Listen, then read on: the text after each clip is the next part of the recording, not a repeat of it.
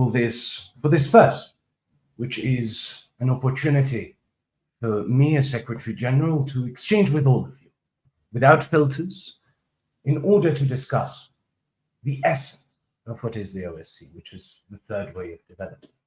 But before getting there, I think that one thing that is important for me to mention is that this is the first time that we at the OSCE and I, the Secretary General, organize such an important encounter. And of course, in doing so, it is important to note that we will get better with time. So if there is some technical issues that come up, please do bear with us.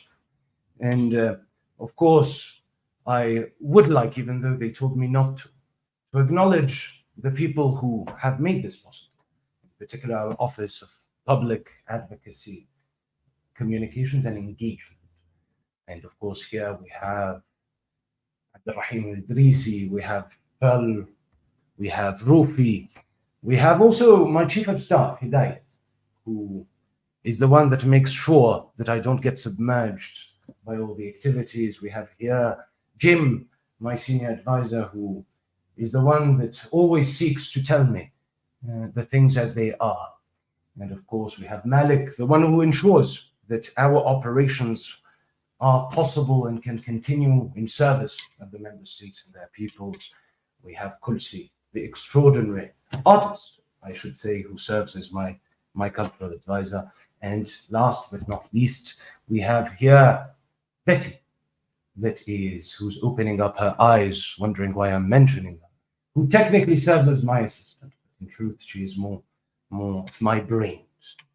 And of course, as we start this, allow me perhaps to explain why I was very keen as Secretary General to have this opportunity of exchanging with all of you, albeit virtually. And it is because the Organization of Southern Cooperation, as an intergovernmental organization bringing together 28 countries from Latin America and the Caribbean, from Africa, from Asia, from the Arab world, is an organization that has been founded in January 2020, when COVID was only a whisper, in order to serve as a common platform of our countries of the Greater South, as a community of mutual learning, in order to build a third way of development from the South, by the South, yet for the entirety of humanity. But we are also very much aware, as the OSCE, that a third way of development cannot be, should not be, the efforts only of this secretary. The third way of development cannot be, should not be, only the efforts of the governments of our member states. The Secretariat is crucial to this endeavor. The governments, indispensable to this endeavor. But what is also indispensable is the involvement, the proactive contribution of our peoples, of our academic institutions, of our civil society organizations, of every single one of us. Because a third way of development will be, must be, a collective construction. And it will be collective or it will not be at all. And therefore, your views, your voices are indispensable to our endeavors. And your views, your comments, your questions, your preoccupations, also without filters. And so for today's session, there will be no filters, except perhaps the limitation of time, even though we will try to be as exhaustive as possible and take the time necessary. And of course, we will open the floor, not only for comments on the social media platforms, but we will also be opening up WhatsApp calls so that you can directly ask your questions, be heard by everyone. And the only limitation really is going to be vulgarity. That is the only thing that we do not accept. But aside from this, ask any question you want, make any comment you want, even if it is a criticism. But Before getting to the questions and answers and this exchange that is the heart of this session, my view is that it might be opportune for me to at least share some of our own thoughts from the Secretariat regarding this third way of development. And we do so, that is, we do commit to a third way of development from the OSCE Secretariat for the very simple reason that we must have collectively, every single individual, the lucidity of understanding, of perceiving, no matter how hard it is, the moment in history in which we find ourselves. And I would argue, we would all argue here at the OSCE Secretariat that there's two historic moments of which we must be aware. The first is that the world, in the era of climate change, in the era of ever-shifting geopolitical landscapes, in the era in which our social contracts have not only shown their limitations, but are also unmaking themselves, unweaving themselves, that in this era, the world finds itself at a turning point, an inflection point. And the second of those moments, these historical moments that we must be aware of, is, of course, the fact that it is understanding the role of our countries, our peoples, our organizations, our institutions of the Greater South in ensuring that that inflection point, that turning point of our world is not the mere result of a change of winds, but the deliberate undertaking that is a change of course. But of course, with this optimism of will, we must also conjugate the pessimism of intelligence. And the truth is that it appears, it seems, that it is easier for our societies today to imagine the extinction of humanity, the end of history, than to imagine, than to conceive the end of the systems and development models that have led our world to the point of unmaking itself. And I would argue that perhaps this can be explained by three intimately linked reasons that we from the OSCE, and when I say the OSCE, I do not mean the Secretariat, even though it has its role to play. I do not mean only the governments of member states. I mean the OSCE as a collective, as a community of sovereign nations and a collective of sovereign peoples. And we from the OSCE, in building a third way of development, must ensure that we address these three intimately linked reasons that explain, perhaps, in part, why it is easier to imagine the end of the world through a climate catastrophe than to imagine the end of the development systems that have led us to that point. And here I think these three reasons is first, because we have in the past known the internationals of hope, the daring collectives that wanted to build a utopian society.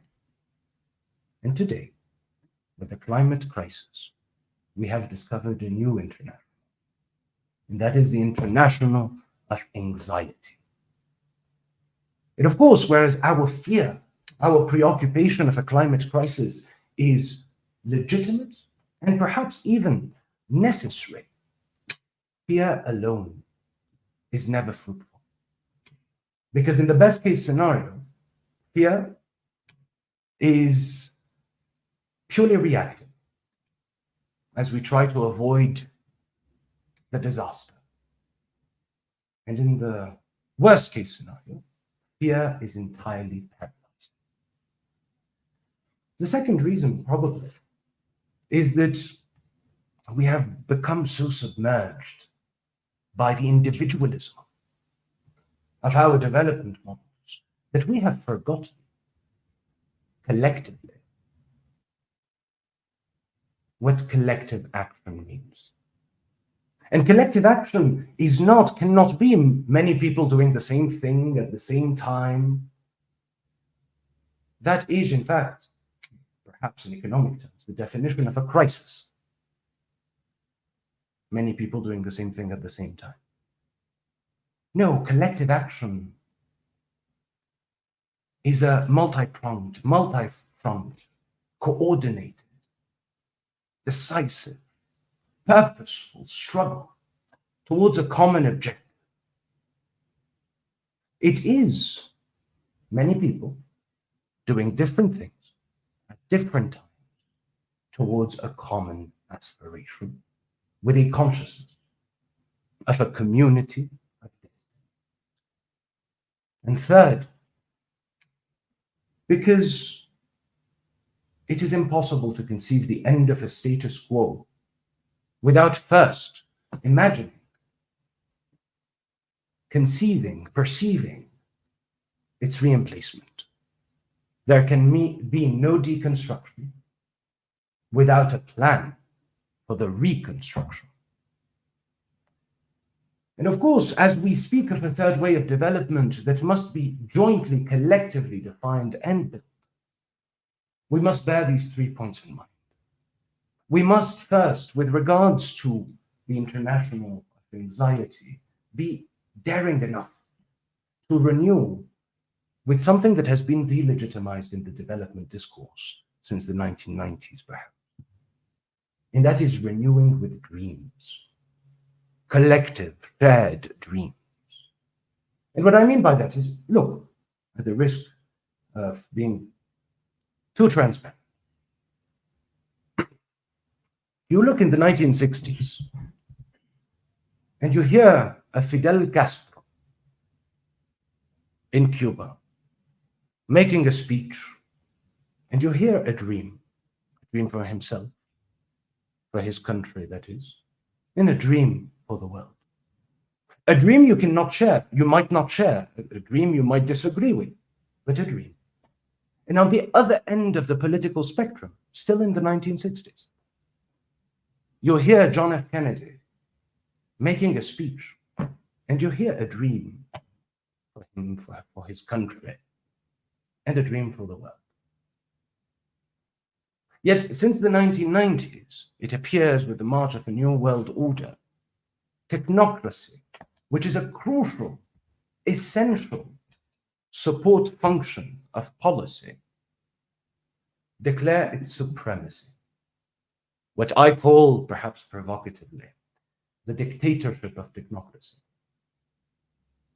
Now, mind you, I am not saying we don't need experts, we don't need technicians. Of course we do. But before good policy, we need a bit of poetry. None of us, I am sure, no matter our political sensibilities, none of us has gone back home one day, went into their beds in the intimacy of their private space, and sat there dreaming of balancing the government budget and reducing the deficit. Now, it might be a necessary, essential policy, technical policy. But what is more important is, where are we going in 20 years? Because without dreams, there is no mobilization. And without mobilization, there is no transformation. So we must renew in a third way of development the understanding that there is a collective. And as we walk towards that dream, you know, Galliano, citing actually an Argentinian cinematographer, asked this extraordinary question: ¿Para qué sirve la utopía? What is the point of utopia?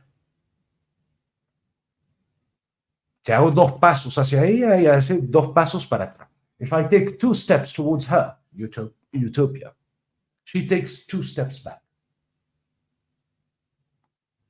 or 10 steps back even. Para eso sirve la utopía, para caminar. That is the point of utopia, to continue walking. Of course, building a third way of development, we must also renew with collective action, avoid excessive centralization, ensure that we all become actors of that construction, beyond even the institutionality of the OSCE. And finally, we must also, crucially, not get lost in our dreams. There must also be concrete steps to be taken towards the building of that future, that dream. And that means that we need to come together and articulate together very concrete plans in order to transform our world, in order to build this third way. And so, speaking of concrete, I just want to share some general thoughts before I open the floor to all the questions, or comments regarding what I said, or something completely different. Just some general thoughts on a third way of development. And that is starting from where one ought to start, which is the way that we conceive the world. That is to speak of knowledge. We need knowledge societies, knowledge-powered societies. But if we want to do so from this, we need to question the epistemologies, the knowledge frameworks that have led to the development of the models that have been ours and that have led the world to the climate crisis. And that requires us to question 3 underlying assumptions of knowledge today. The first is the nature of knowledge. Who gets to define the legitimacy of knowledge? What knowledge is legitimate and what is not? Of course, we need scientific knowledge, indispensable. We need academic knowledge, crucially. But we also need to renew dialogue with non-academic knowledge, with our endogenous knowledge, with our ancestral knowledge, with our popular knowledge. I mean, knowledge is no longer the exclusivity, at least knowledge production, no longer the exclusivity of our universities. Knowledge is being produced everywhere in society. And we need to take that into account. We also must question the economics of knowledge. Of course, obviously, what is the cost of access to knowledge? We need to democratize access to knowledge. But we must also, crucially, ask ourselves in the economics of knowledge, whose endeavors to generate new knowledge get funding? The infamous 90-10 divide. 90% of financing for research in the world goes to research that responds to the context and needs of 10% of the world's population. And here, allow me perhaps to concretize what I'm saying, because otherwise people will say that I am a pure sophist, too intellectual. COVID-19. I know it seems like it's from a bygone era, but we've just emerged from it, COVID. And we have a duty to learn the lessons of COVID. And one of the lessons is that when humanity faced an existential threat, our countries of the South overwhelmingly found it exceedingly difficult to equitably access vaccines. Not because we wanted charity, by the way, but because ultimately, even though we were ready to purchase vaccines, some, that shall remain nameless, monopolized production. And this is not me saying so. This is COVAX, which was a multilateral initiative, but in the UN system and with Gavi as well, to ensure access to vaccines. But when we did receive vaccines, as countries of the South, we ended up receiving the mRNA overwhelmingly versions of the vaccines. And mind you, I am not a health expert, so I have nothing to say about mRNA technology or not mRNA technology. However, these were vaccines that needed to be kept at minus 70 degrees Celsius in countries that, for the most part, had warmer climates, tropical climates, desertic climates, countries that had an intermittent energy supply grid, countries that had pronounced urban-rural divides. That is, we received vaccines that were completely decontextualized from our reality.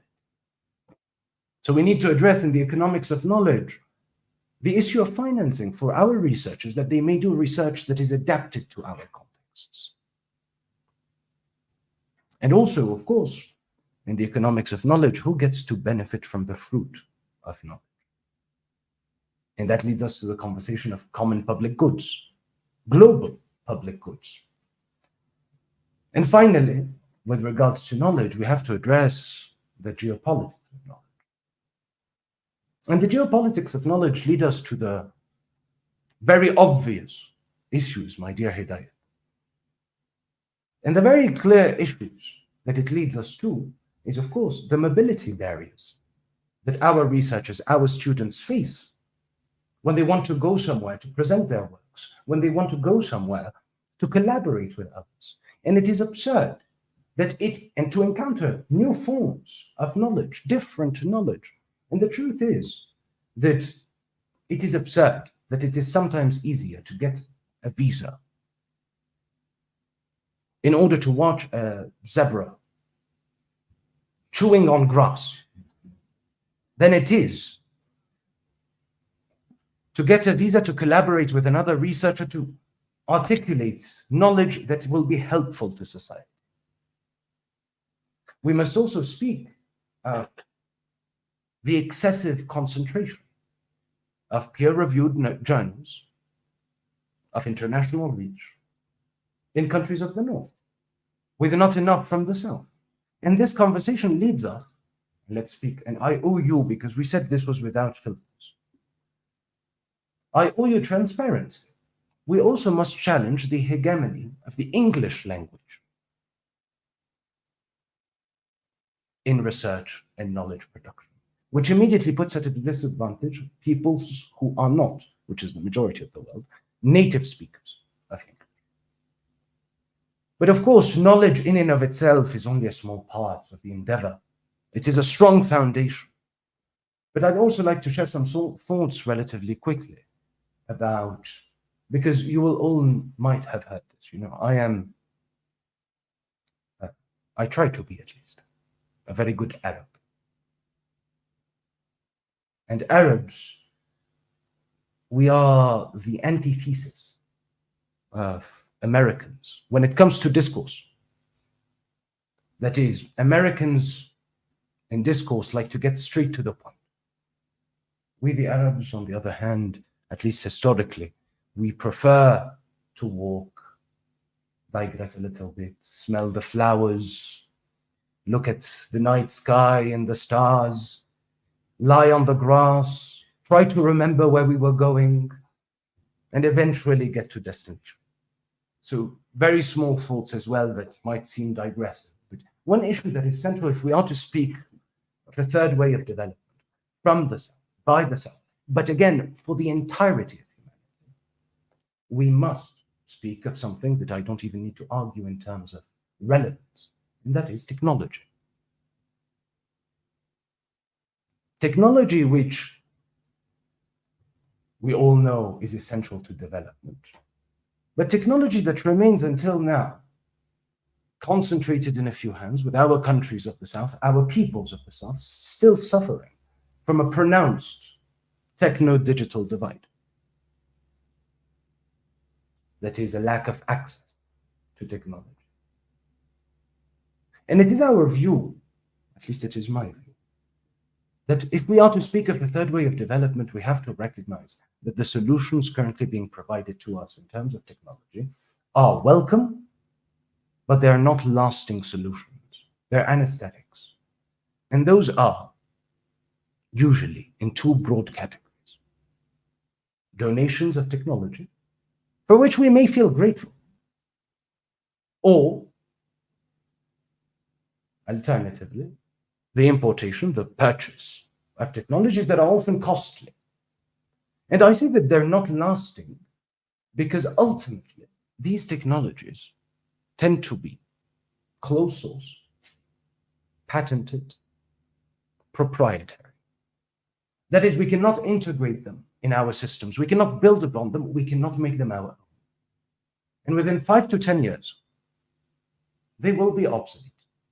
And we will find ourselves exactly in the same situation we currently find ourselves in as countries of the South, which is passengers rather than drivers of the fourth industrial revolution, and the fifth, perhaps.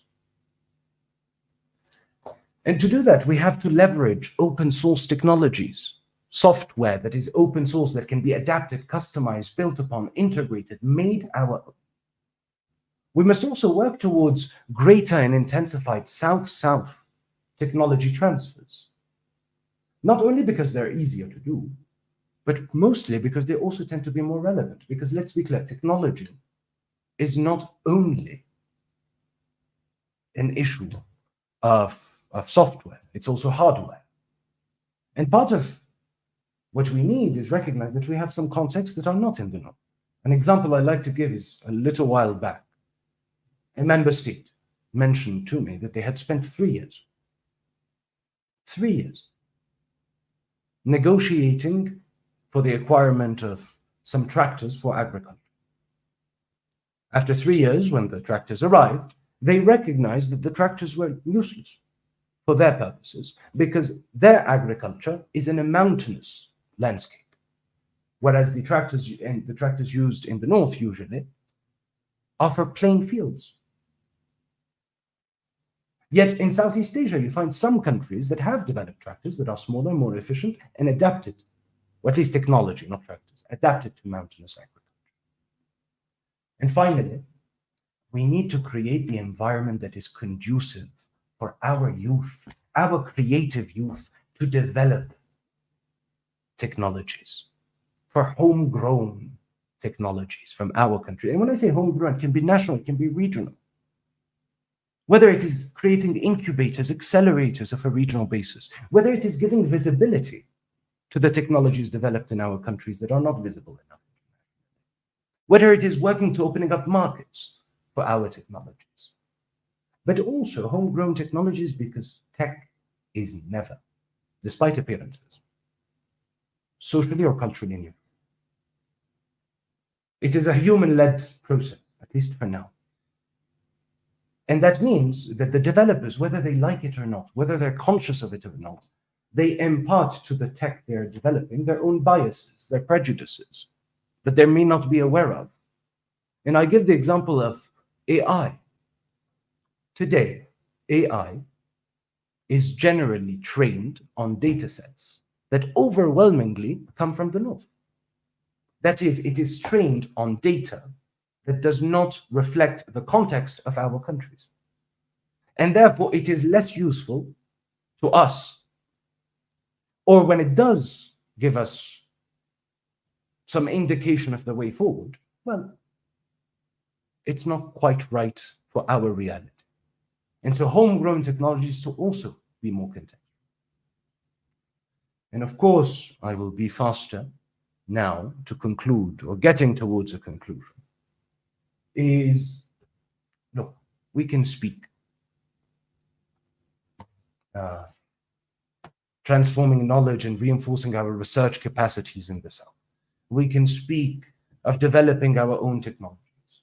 But the hard truth of the matter is that if we do not give ourselves the means, the resources to invest in those sectors, then our efforts will be for naught. There will just be noble aspirations and plans that, like many others, have never come to fruition. And in this regard, we need to speak of the economy. And when we speak of the economy, we cannot be countries, we cannot be societies that only point at the problems or point at others to complain. We have to take responsibility for ourselves because we are not irresponsible as people. And that means that we have to work cross-sectorally towards overcoming, addressing the structural drivers that generate our economic dependencies. That means we need to invest in balanced and inclusive education. Obviously, no development without education.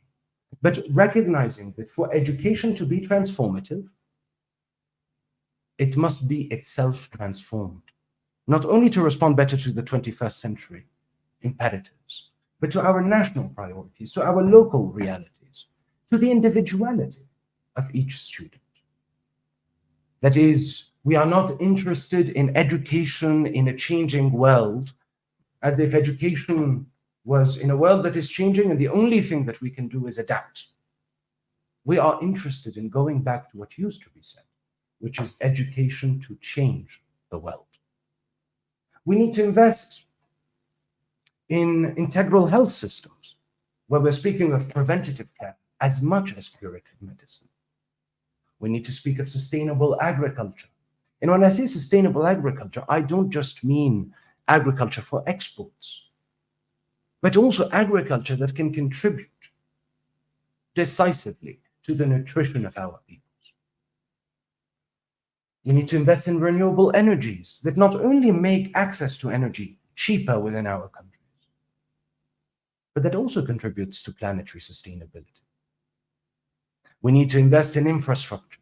And when I say infrastructure, I mean it nationally, yes, but I also mean the infrastructure that connects our countries. I'll give you a very small example. I was once in South America for a ministerial conference. And then I had a meeting in East Africa.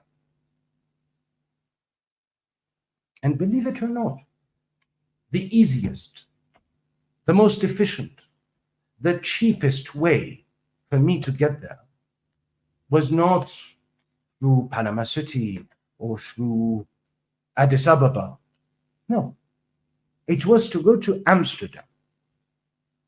That is, I wasn't even going in the right direction. I had to go from the south to the north, back to the south, in what would have otherwise taken me 12, 13 hours, ended up taking me 27.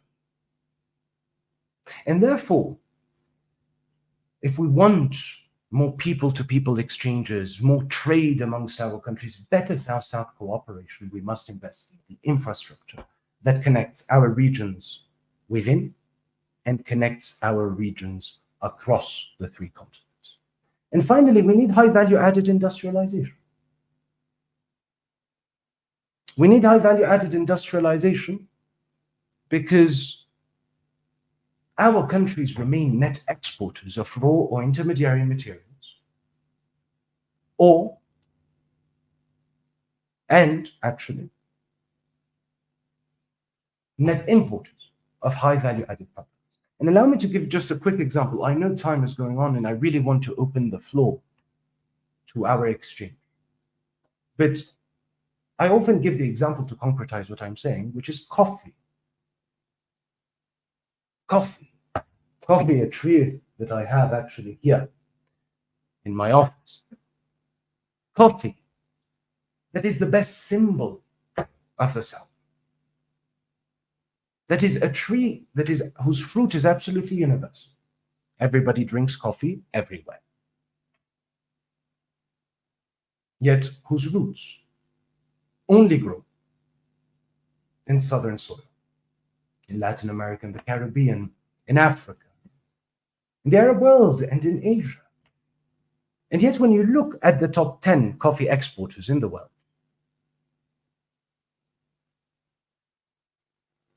4 out of 10 are in a region of the world that does not have a single coffee tree. And that is France, Italy, Germany, and Switzerland. And each one of them, by the way, exports more coffee than Uganda and Ethiopia, that are the largest African coffee exporters.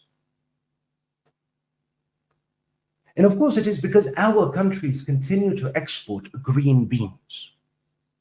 Whereas from the north, they export processed coffee, instant coffee. As terrible as it tastes, it is very convenient. And that means concretely that whereas our coffee producers in the south export coffee on average at $2.50,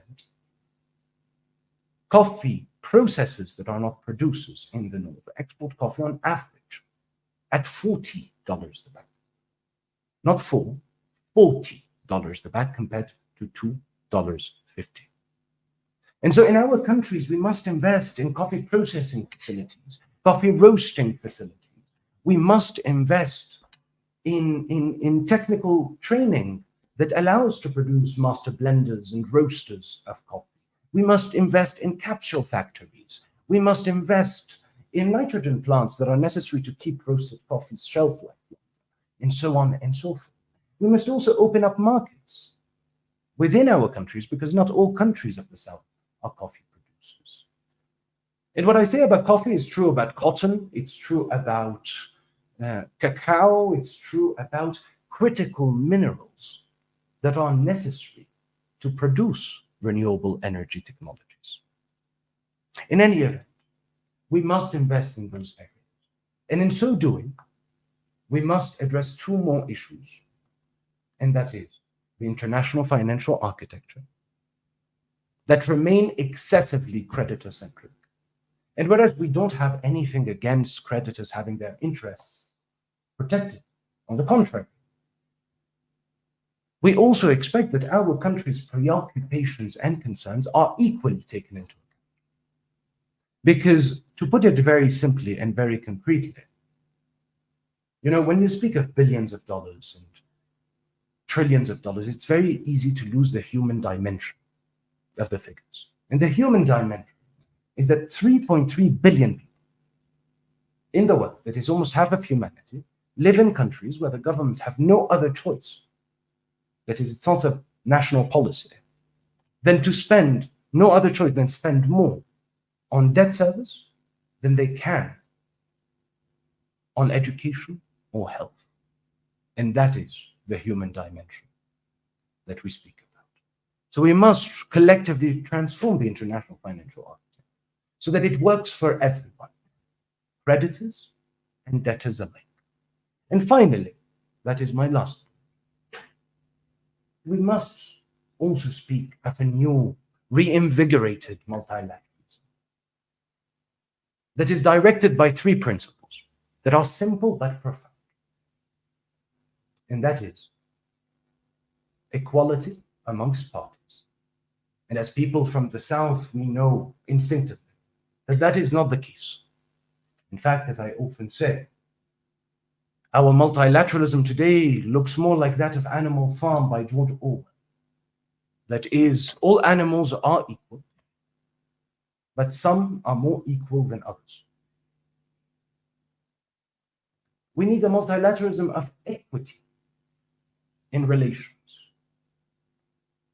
where from each country, according to their capacity, to each country according to their need, no matter how provocative that may sound.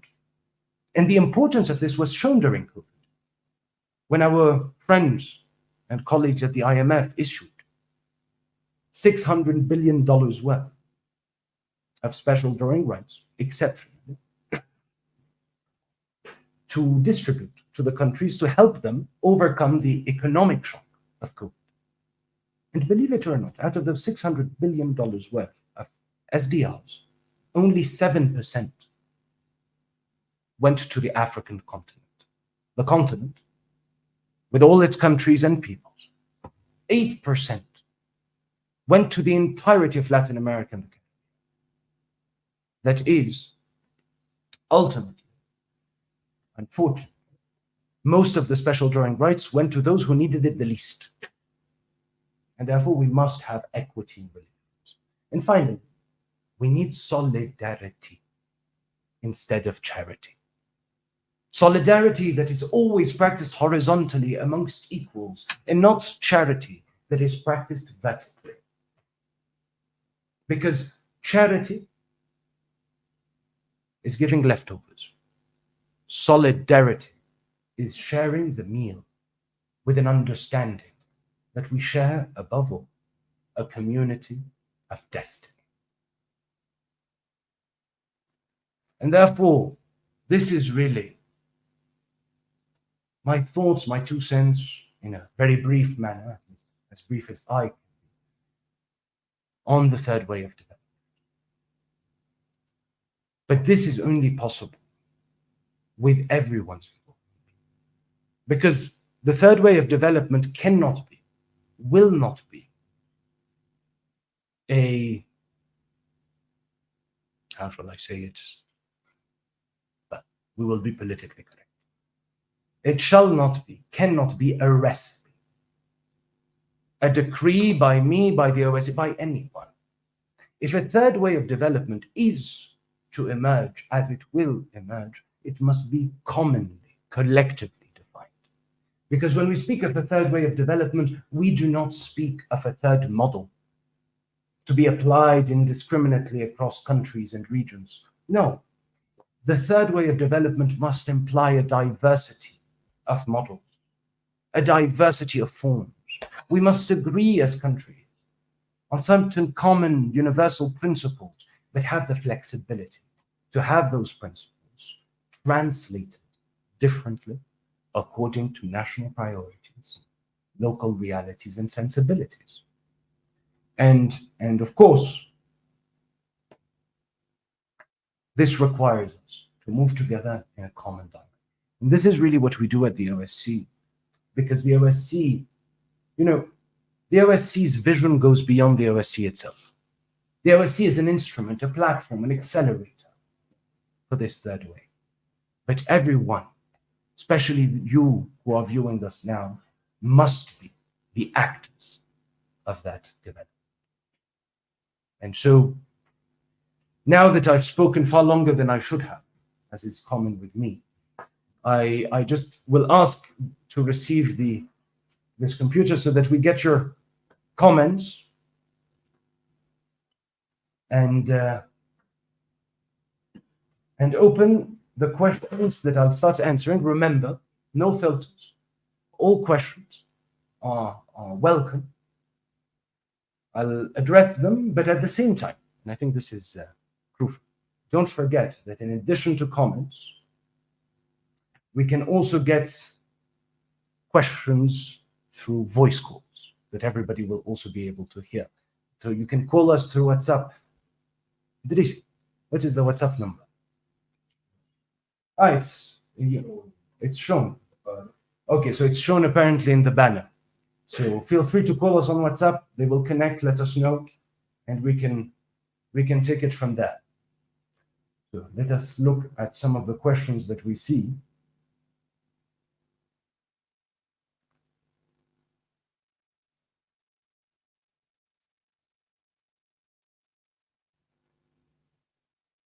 So I see a first question, which I think is crucial. I think it's Yusuf from YouTube that is asking us, how can we from the South, and how can leaders from the South articulate a shared dream that inspires mass mobilization and drives transformation in line with the third way of development? I mean, that's a crucial question. And it's a crucial question, I would argue, because again, there is no recipe that can just be applied. It is hard work. It is a work first and foremost of politicization, not in the party politics sense, in the sense of building consciousness, awareness. And one of the books that have largely influenced me in my life was, many of you will know it, is Les Damnés de la Terre, de France Fanon, The Wretched of the Earth, by Frantz Fanon, where he writes in 1961, at least it was published in 1961, politiser les masses, ce n'est pas leur faire un discours politique. To politicize, quote, the masses is not to make them a political speech. Politiser les masses, c'est leur parler, toujours et encore, pour qu'ils comprennent que si nous avançons, c'est grâce à eux. Et si nous reculons, c'est à cause d'eux. That it is to speak to them again and again. until they understand that if we move forward, it is thanks to them. And if we move backwards, it is also because of them. That is ensuring that we do not centralize this issue too much. But also, I suppose that we have to, from the South, recognize one thing that is crucial, which is that, how shall I say, we cannot allow ourselves to engage in petty quarrels,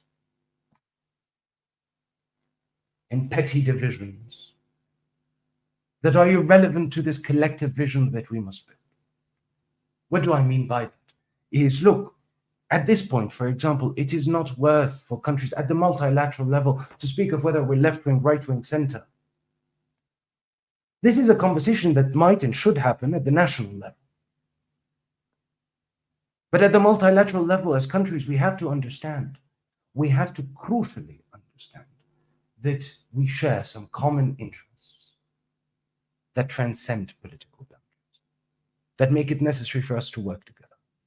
The issue of debt, even if we can disagree on everything between governments, well, it is in our common interest to work together to resolve this issue. But finally, and more crucially, because you were speaking of how can leaders, or the question was, how can leaders, mobilize people? And I want to challenge slightly the question and say that if South-South cooperation and the collective construction through South-South cooperation, the third way of development, is limited exclusively to agreements between our governments, which is necessary, of course, to have those agreements. We are, after all, as the OSCE, an intergovernmental organization. But if we limit it exclusively to agreements between our governments, then it will not be sustainable. Because we need, as countries, crucially, we need to build bridges, integration between our peoples. We need people-led cooperation. And I'll give you a very concrete example.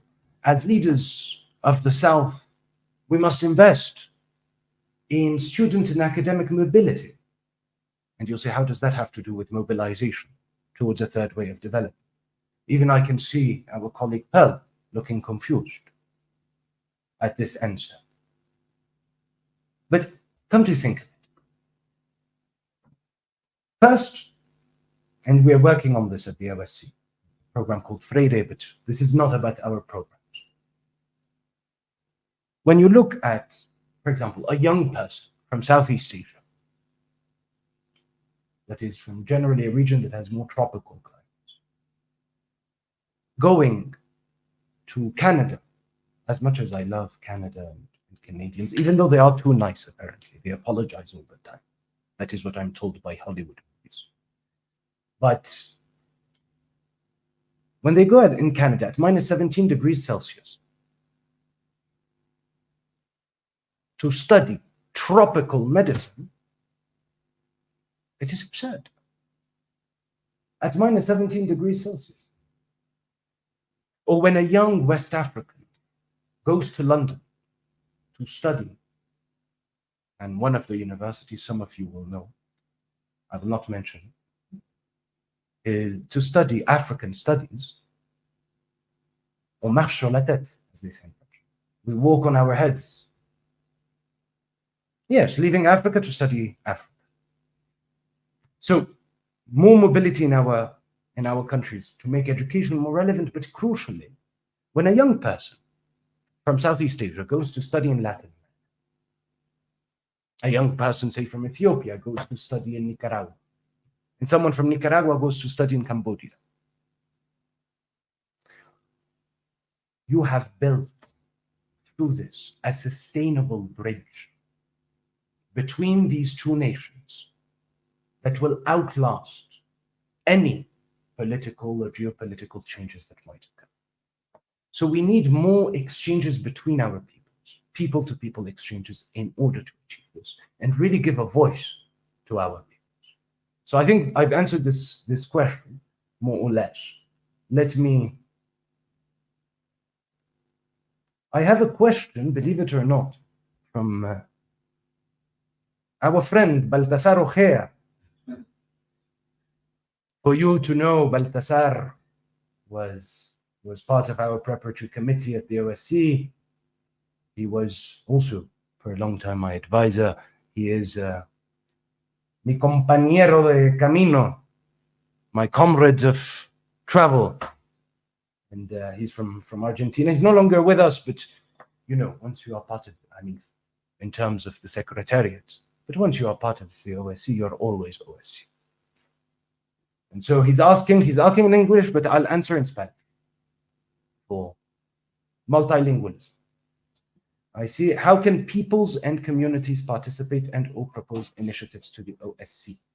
Do you have to be from a member state? It says here, movie recording stopped. The card is full.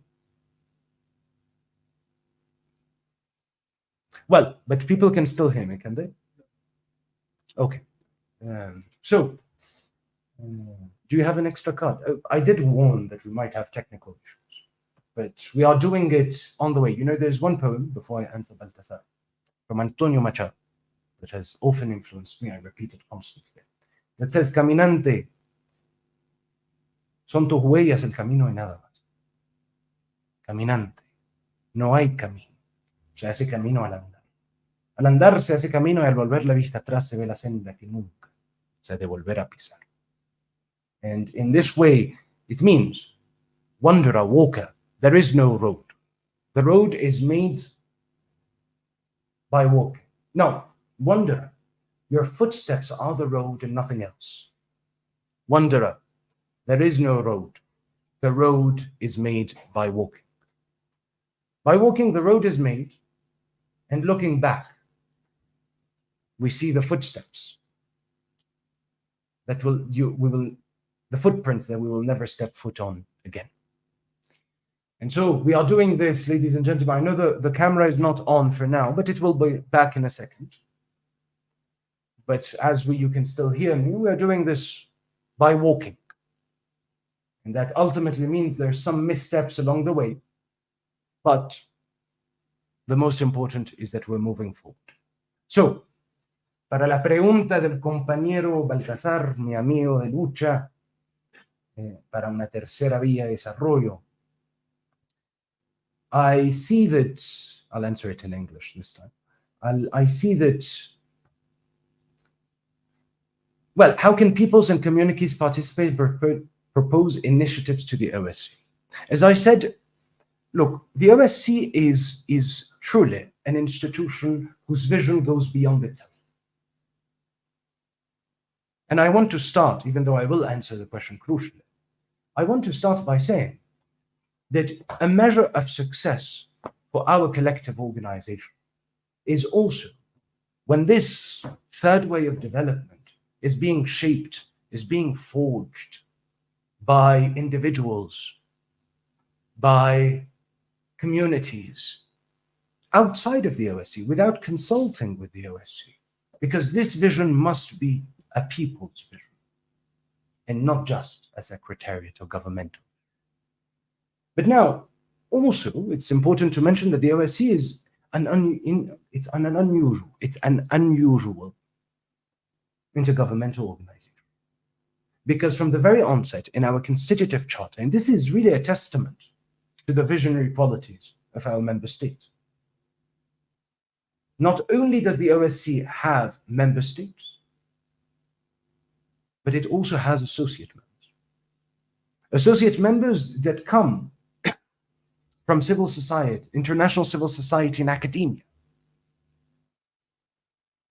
And this was designed to ensure that also in our governance, there is a voice for civil society, for academia, that can reflect perspectives that are sometimes different than that which you'll hear from a member state or from the secretariat. And of course, when I say this, also, we have a number of initiatives from the OSCE to involve our communities, our peoples. And therefore, these are avenues to do so. But also we are planning for the next biennium. As some of you might know, we are ending this biennium and planning a new biennium of programs. We are planning to hopefully host a number of people's consultations, people's forums, to have those voices. And of course, the second part is it doesn't require to be a member state. You can be from, to receive the technical assistance from the OSCE as a government, you must be a member state. After all, we are intergovernmental. But for you to be involved as an individual, no. Because this vision is yours as much as it is the secretary's. So have we resolved, my dear Idrisi, the problem of technicalities? Not yet. The card is full. Do we have another card? Why don't you get our...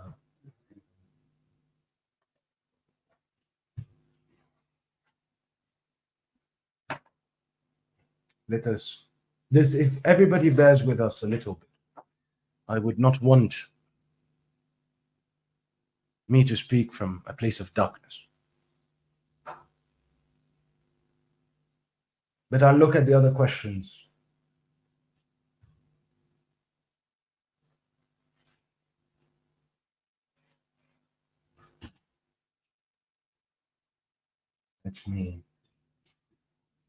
So I see that there is, well, so as to avoid excessive delays, let me start finding other questions that we've received.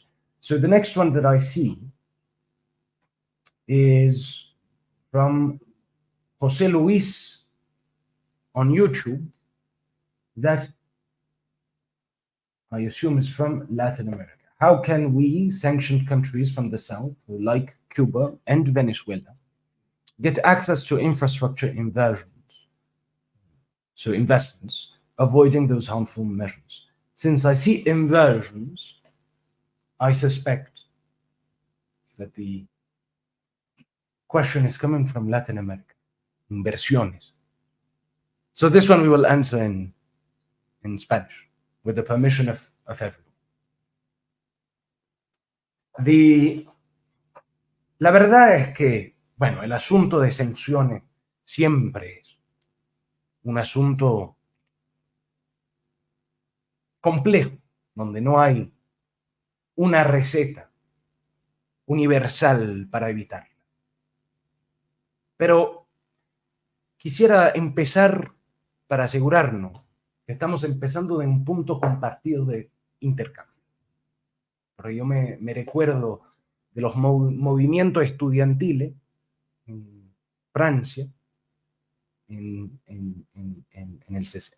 mayo 68, o sea, mai 68,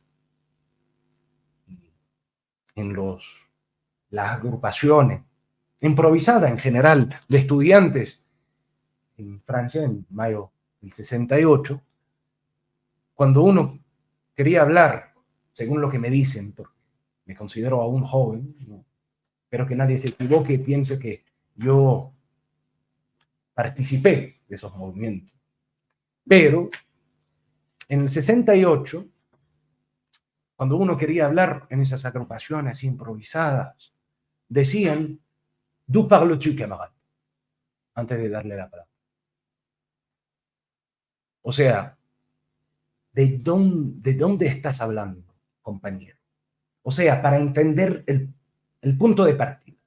Y así que hago lo mismo, mencionando que el punto de partida nuestro tiene que ser el rechazo, sin duda alguna, de las sanciones unilaterales, que al fin y al cabo solamente impactan a los pueblos.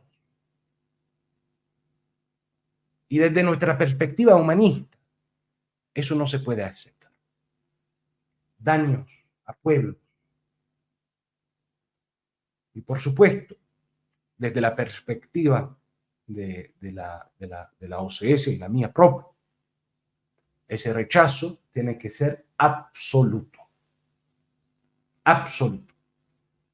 Con la única excepción, diría yo, de sanciones que pueden evitar crímenes barbáricos en contra de la humanidad, los crímenes de lesa humanidad, los genocidios, con la excepción de esos casos de extrema barbaridad, no se puede aceptar. Así que desde aquí estamos hablando. Ahora, para llegar a la pregunta, should I pass a bit to English now so people can follow? I think so. But hablé un poquito en español para que vaya usted entendiendo que apreciamos su presencia en América Latina, y yo sé que la hora es muy tarde allá. So I'm going back to English just for everybody to understand. I wanted to speak a bit of Spanish in order to acknowledge our Latin American viewers that are awake, I suppose, very early in the morning. And I would start, and I will summarize what I said. I said, let's make sure that we start from the same point of conversation. And that same point of conversation is that we must reject collectively unilateral sanctions. Because these sanctions ultimately harm the people, harm individuals in their everyday life. And this cannot be acceptable. We cannot accept from our humanist inspiration those principles, except in cases, sanctions, of crimes against humanity, of crimes that might lead to genocide, these crimes of huge barbarity. Are we back on video? Good.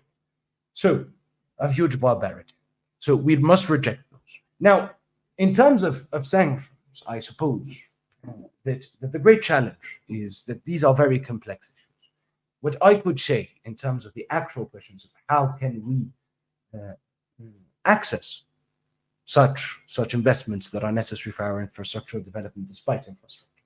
And I think this is a multi-pronged issue because there is no recipe that can be applied or magical formula. I think one aspect, of course, is multilateralism. Countries of the South coming together, and of the North, because sanctions are not always shared by countries in the North. Coming together, those people who are united by a principle, to lobby at the multilateral level for the lifting of such sanctions that are unacceptable because they harm people. But the second, of course, is to recognize that we need from the South to start articulating, in addition to the international institutions that we already have, it is not an either-or situation, articulate our own institutions, our own multilateral development banks, our own monetary funds that will contribute to supporting all countries of the South, so long as these are projects that benefit their peoples. And finally, I would argue, as a third layer, we must also start addressing the issue that remains the hegemony of certain currencies in international trade and finance. And when I say this, I mean this not only because of the case of sanctions and so on and so forth, which are unfortunately extraterritorial, which is why they must be rejected, because it prohibits the freedom of about everyone. But also, simply put, because we as countries lose in our trade, lose in our development endeavors, because we have to use currencies that are not our own. And we have to go earning those currencies in order to repay back debt, in order to trade. The two countries that are neighbors have to use the currency of a country that is halfway across the world in order to exchange is not sustainable. And I think that there's a lot of reflection to be done in terms of having two things. And this is a reflection that is not necessarily overseas policy, which this is not only about OSC activities and programs. I would argue two things. The first, having reflections on the use of bridge currencies that might be digital currencies using blockchain technology, and also the development of common currencies of trade, not common or one currencies, but currencies used exclusively for trade purposes, again, leveraging the possibilities of the digital realm with blockchain. So I hope I've answered that question. I am happy as well, of course, to always get back challenging comments back. Let me continue scrolling, but reminding everyone that you can also call, and we want to hear your voice. And it doesn't only have to be questions, it can be comments as well.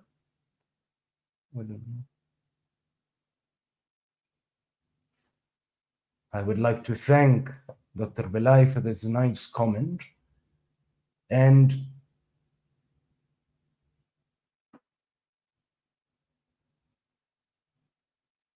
I would like to only quote Maureen Kandu, who was also with us, but who is still OSC, but who mentions a very, very interesting point, that because it is a comment, but it's a comment that is very true, where she says, she thanks us for this, but she says that we profoundly need an alternative development model that is participatory and on an equal partner level. Implementation is key. We fully concur with this, and we must ensure that participatory nature of our endeavors, and we hope that this small session contributes to those endeavors. We also see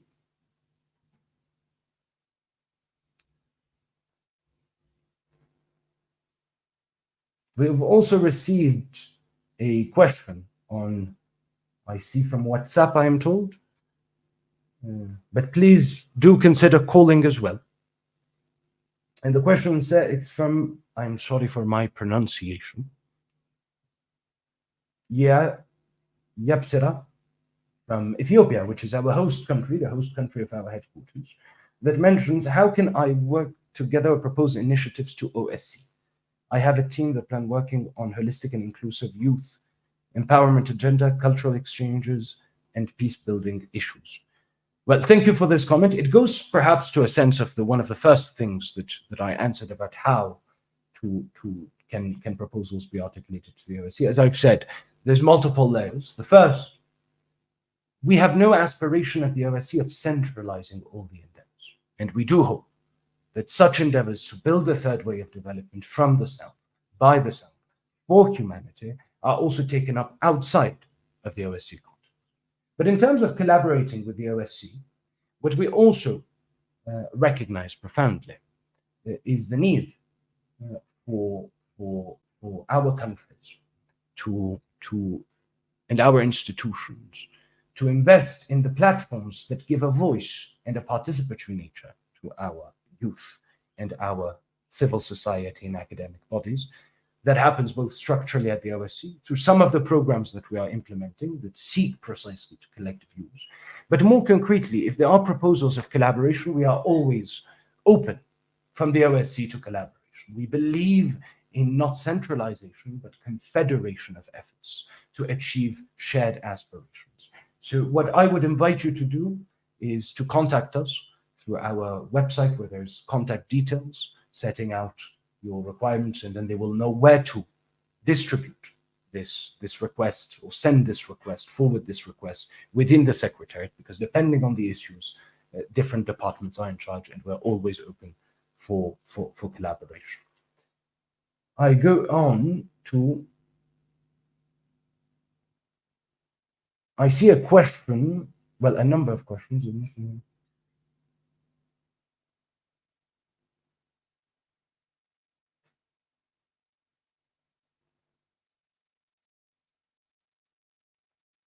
I see a question from Hector Canto on YouTube that asks, can you share with us your thoughts on how to increase employment opportunities in the global South countries? We cannot avoid migration, but we could contribute for a more safe and regular migration. And this is, of course, a crucial question. And I would like to say a few things on this before getting to the heart of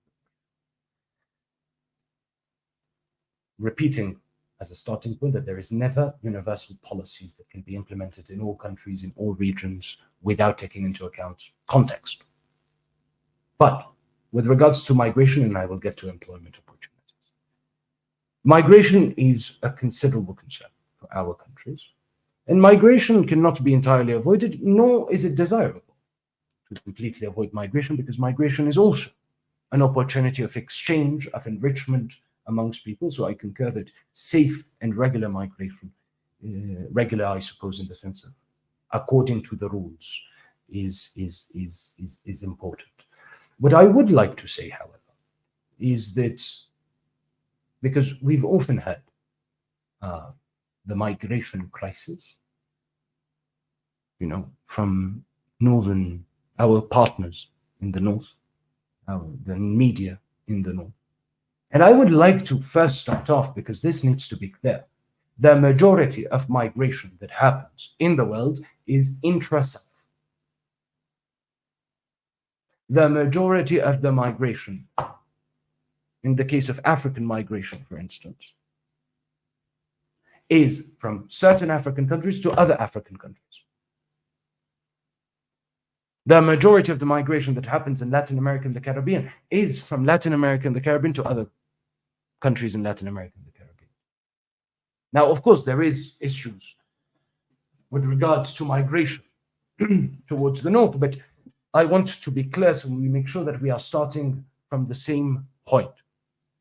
And that is ultimately that migration is not, I cannot accept the narrative where we hear from some of our partners in the north about the migration crisis that we face, that they have a tiny bit of migration compared to the migration that happens intra.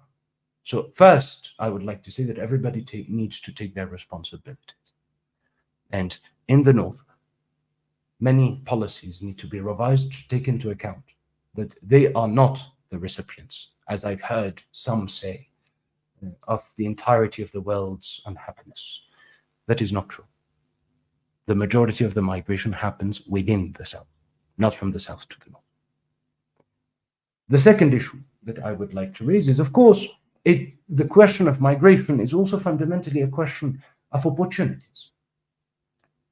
It is only a very small percentage of our youth, of our peoples, that seek to migrate. And I'm putting aside, of course, the very obvious cases that need to be accounted for, which is refugees that are fleeing from conflict or natural disasters, which is a crucial aspect, but I think nobody disagrees on those issues. That is, on receiving refugees out of a humanitarian endeavor. But what I would like to say, it would appear that the battery is about to die for the camera. The issue that I would like to raise is it's a question of opportunities. Very few people leave their countries because they want to leave their countries, but because they do not find the necessary opportunities to fulfill themselves, to live better. And I think ultimately what this means is that we must invest in creating greater opportunities for our youth. And I think that the entirety of the endeavor of the third way of development is one that requires ultimately the creation of millions upon millions of jobs. If we want to no longer just produce in our countries, but transform in our countries, I mentioned the case of coffee, where we need capsule factories, we need master roasting facilities, and so on and so forth. We also need the youth, the people, the individuals, the citizens that will power those new and nascent industries. So this is really my general thoughts. That is, we have to provide general opportunities for our youth that goes through stimulating endogenous development, that is development that is based upon our own capacities. If we start creating an industry in terms of solar energy, we need our youth, we need our engineering graduates to be there to achieve those objectives.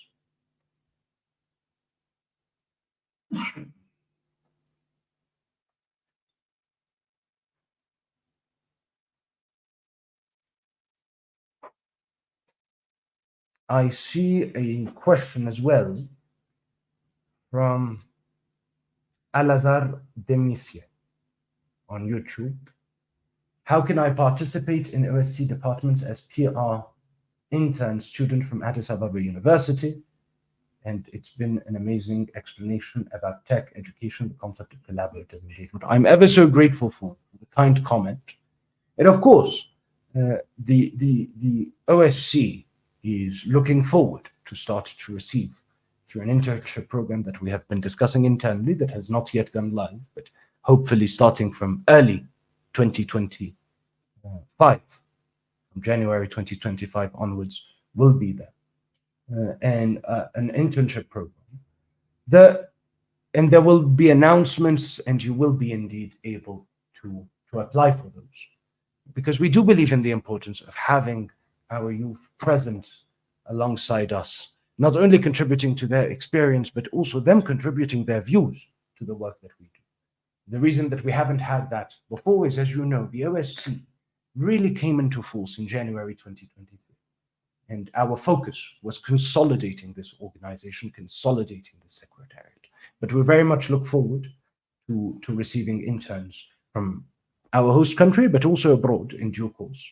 And keep up an eye for the announcement we might make on our social media, on the website, for when those opportunities arise.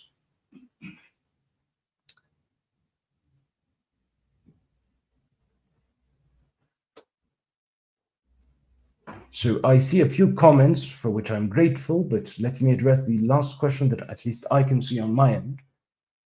Is, in your experience, what have been the biggest challenges in, this is from Bernard Marks on YouTube. In your experience, what have been the biggest challenges in leading an intergovernmental organization in the middle of global crises, such as the COVID-19 pandemic? What lessons have you learned? That is a very profound question. And of course, one that I would perhaps even be able to spend an entire hour answering.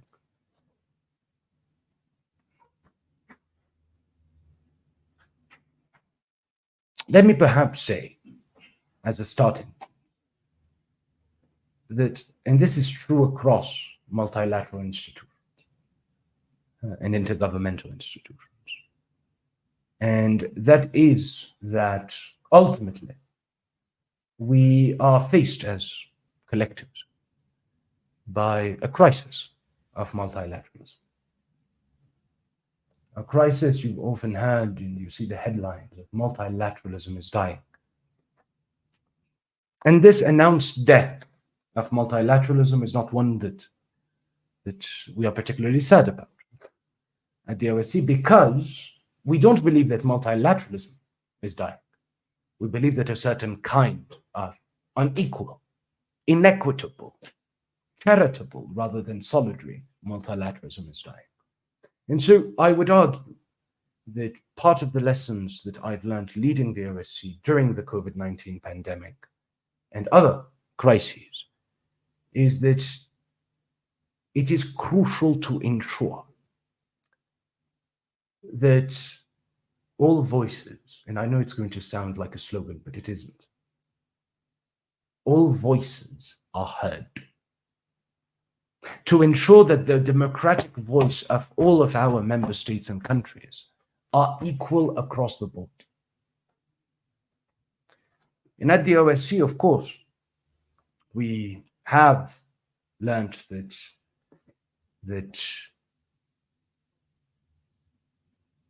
when all countries get the same voice, the exact same voice, yes, the conversations are longer. Yes, the sessions and debates sometimes might feel endless.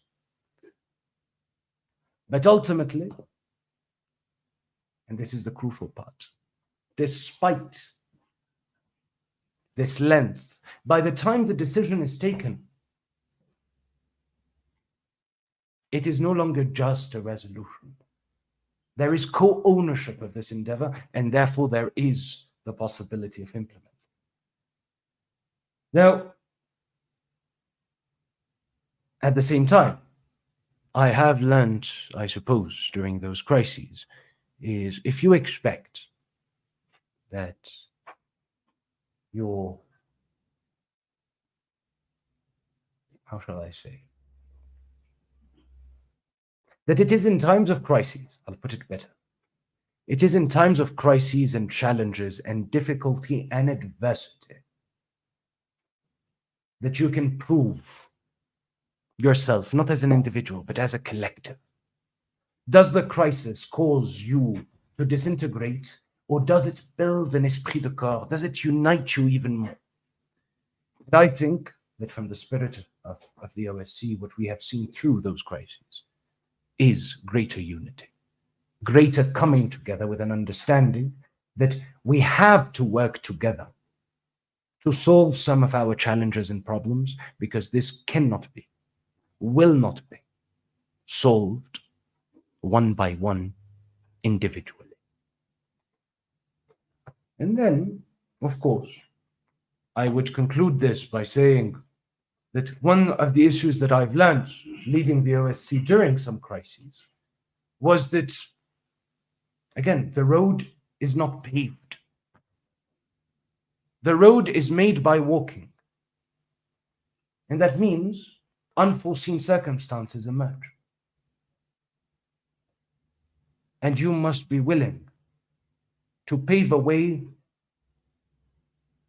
that overcomes or bypasses those obstacles. You must be flexible. You must know that the unforeseen is the only certainty that you may have. And therefore, the road is not paved, it's made by walking. And sometimes you end up at a destination you didn't expect. But it is often more fruitful than whatever you put on a paper plan. Because we are living peoples, we are living countries, our aspirations evolve, transform, adapt, grow, and you must be ready at all times to follow pace. I see that the camera is gone. I will probably be closing for today, but can we resolve the camera issue so at least I get to say goodbye with my face on the screen? As I did warn at the beginning of this session, we would inevitably have some technical issues at the start, but because it is the first time that we organize such an issue, I hope that the questions that I was able to answer were adequately answered. But now that I've seen some of the questions, I wonder, my dear PACE team, Betty is my assistant, as I mentioned and I presented earlier. My schedule is relatively flexible on Sunday, is it not? Next Sunday, not this one, the following. Khalas. What about PACE? We make this a thing. Mrs. Pearl agrees. She recently celebrated a new chapter of her life. So next time we will be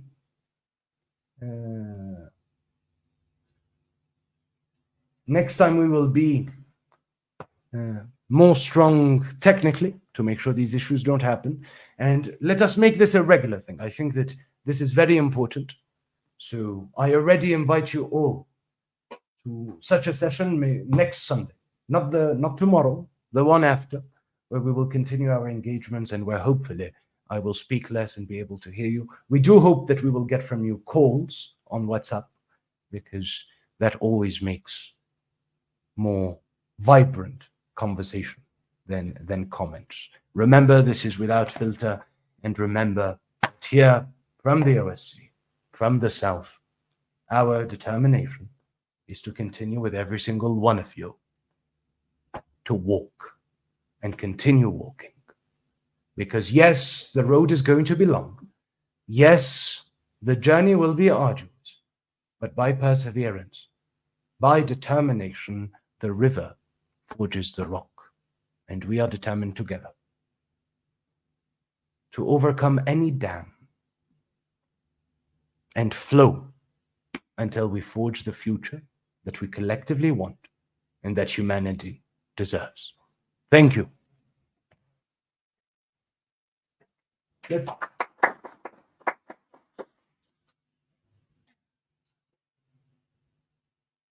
Unless, I think that is it.